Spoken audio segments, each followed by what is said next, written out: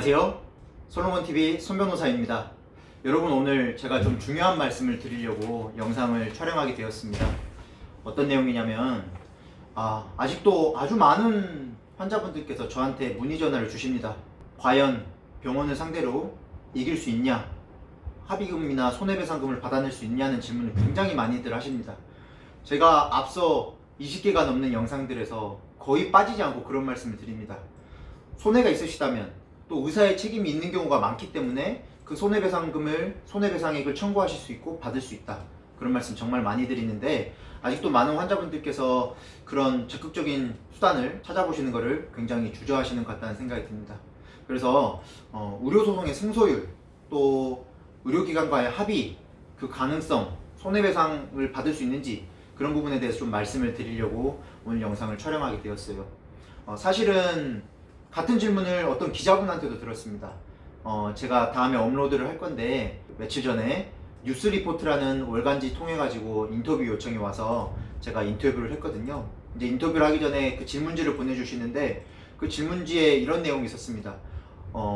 의료소송에서 환자가 병원을 상대로 소송을 했을 때 완전 승소, 전부 승소할 수 있는 가능성이 1%밖에 안 된다던데, 이런 부분 어떻게 생각하냐는 질문이 있었거든요. 그래서 제가 이 질문이 약간 문제가 있다고 생각이 들어가지고 우리 기자님과 함께 저희 사무실에서 인터뷰했을 때 약간 기자님께 설명드렸던 내용들을 우리 여러분들께도 설명을 좀 드리고자 합니다. 먼저 용어를 좀 이해할 필요가 있을 것 같아요. 전부 승소, 일부 승소. 승소에는 그렇게 두 가지가 있습니다. 근데 여러분, 그냥 의료소송이 아니라 우리가 일반 민사사건에서 예를 들어 볼게요. 누군가한테 제가 1억을 받아야 돼요. 그래서 1억을 청구했는데 나도 모르고 까먹고 있었던 거예요. 이 사람이 1,000만 원은 갚았던 걸. 자, 그러면 판사가 어떻게 되겠어요? 다 봤더니, 판사님이 봤더니 1,000만 원은 갚았으니까 9천만 원만 승소를 시켜주는 거예요, 우리한테. 그러면 저희는 1억을 청구했지만 9천만 원밖에 승소를 못했어요. 그러면 이거는 일부 승소인 거거든요. 근데 사실상 이건 전부 승소 아닌가요? 자, 무슨 말이냐면, 저희가 환자가 뭐 코에 부작용이 생겨서, 또는 뭐 이 턱이나 양악수술을 하고 턱이나 윤곽에 문제가 생겨서 이렇게 부작용이 생겨서 의료소송을 하였을 때, 여러분들께서 내 이 손해배상액이 얼마인지를 정확하게 모르니까, 예를 들어서 뭐 내가 생각할 때 뭐 한 3천만 원? 4천만 원인 것 같더라도 5천만 원 청구할 수 있는 거죠, 저희가. 그러면 판사가 나중에 우리 환자가 손해가 있고 의사가 잘못한 건 맞아. 자, 그렇기 때문에 환자가 청구했던 5천만 원, 원고가 청구했던 5천만 원은 다 인정할 수 없고, 그 중에 3천만 원만 인정하겠다라고 해서 판결금이 3천만 원만 나왔을 때, 우리 이거 전부 승소한 건가요? 일부 승소한 건가요? 네, 애매하죠? 아마 이 사건에서 환자는 3천만 원만 받더라도 자기가 생각하는 목표액에 달성했기 때문에 전부 승소라고 생각했을 거예요. 하지만 그 재판 기록에는 일부 승소라고 써 있습니다. 5천만 원을 다 승소할 수 없었기 때문에. 그렇기 때문에 우리가 이런 전부 승소다, 일부 승소다, 이런 말에 대해서 너무 그런 통계를 왜곡된, 좀 통계에서 왜곡이 있을 수 있기 때문에 그 말 자체에 너무 집중하지 않아도 됩니다. 즉 무슨 말이냐, 제가 아주 많은 의료사건을 하고 합의도 하고 소송도 많이 하고 진행을 하고 있지만, 환자분들의 승소 가능성이 그렇게 낮지가 않습니다. 네. 물론 합의가로 잘 진행되면 좋겠지만, 합의가 잘 되지 않아서 의료소송을 간다 했을 때, 여러분 잘 생각해 보세요. 물론 예외도 있겠지만 대부분의 환자들이 어떻게 했어요? 누가 의사를 상대로 함부로, 병원을 상대로 함부로 소송을 합니까? 정말로 억울함이 있고 안타까움이 있어가지고 지금 소송을 하는 거잖아요. 네. 그런 부분들을 판사님께서도 어느 정도는 이해를 합니다. 억지 쓰는 환자도 있겠지만 그건 극히 일부고, 왜냐면 소송이라는 게 너무 오래 걸리고 비용도 많이 걸리기 때문에 의료소송을 억지로 하시는 분은 그렇게 많지 않을 거라고 생각이 듭니다.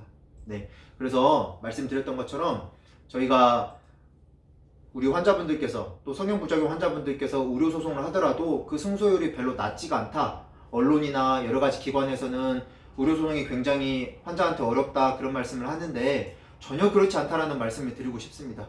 그냥 일반 민사사건이랑 그렇게 큰 차이가 난다라고 생각되어지진 않아요. 또 의료소송은 약간 전문적인 영역이라는 거, 그 다음에 환자가 입증하기가 굉장히 어렵다라는 것을 판사님이나 법원의 재판장님들께서 다 알고 계십니다.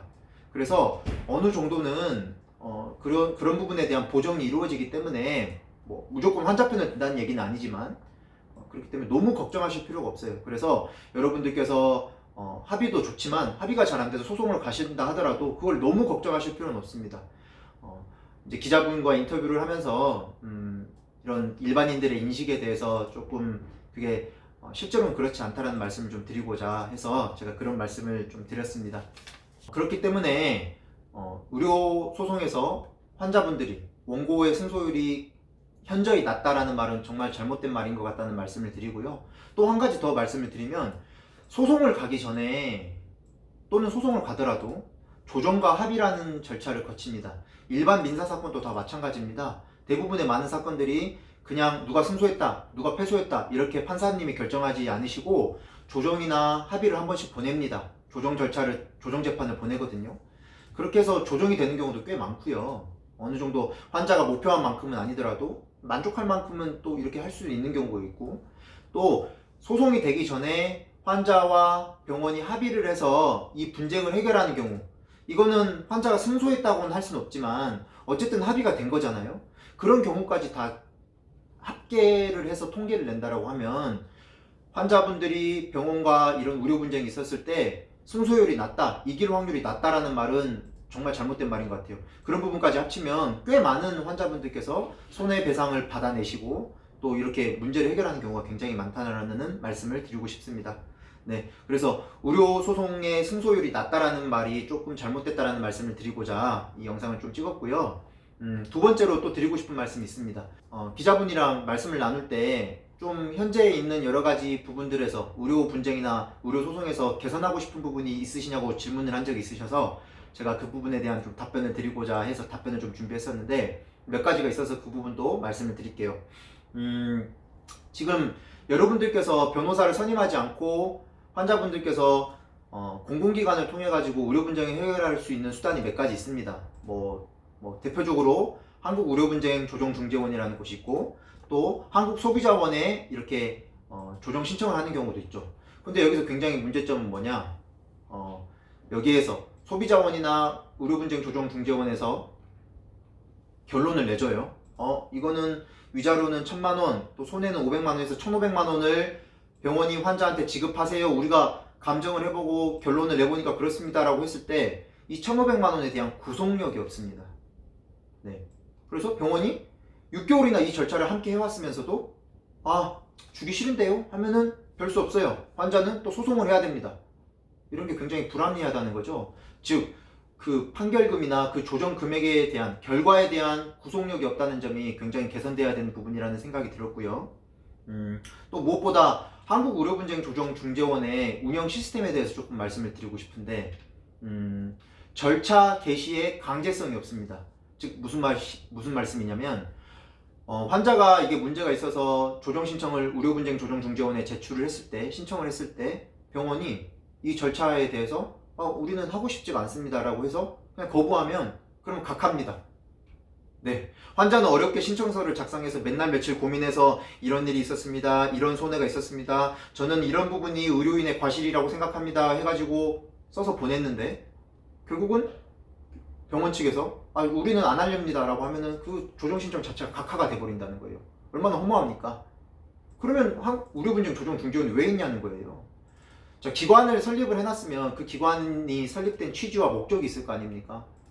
그거를 잘 지켜서 제대로 된 운영을 하기 위해서는 좀 이런 절차 개시의 강제성, 또 이런 절차를 진행하고 나서 최종적으로 나왔던 결과에 대한 어느 정도의 구속력, 이런 것들에 대한 고민이 있어야 하지 않을까라는 생각이 듭니다. 또 마지막 한 가지로 이런 부분들은 어떻게 보면 의료인의 입장을 좀 고려한 제 의견이기도 한데요. 환자분 편에 더 많이 서긴 하지만 제가 병원이나 의사 선생님들을 이렇게 대리하는 경우도 굉장히 많거든요.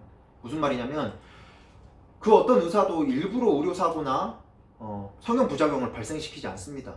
당연히 과실이 있기 때문이겠죠.